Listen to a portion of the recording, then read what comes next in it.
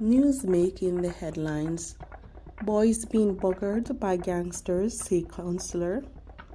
4-year sentence handed down under new firearms law.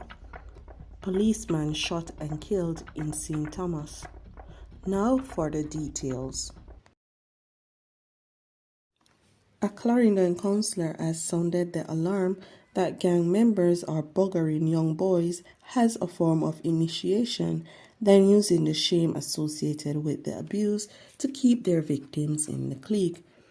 She also stated that parents who have knowledge of the abuse are too afraid to speak up.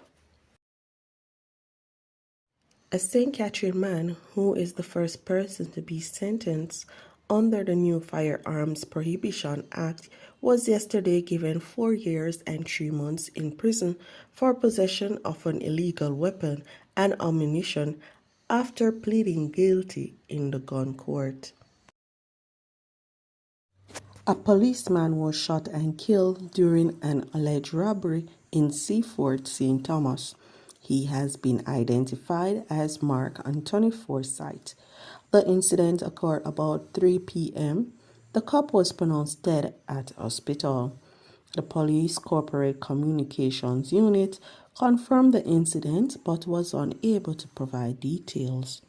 The St. Thomas Criminal Investigation Branch is probing the incident.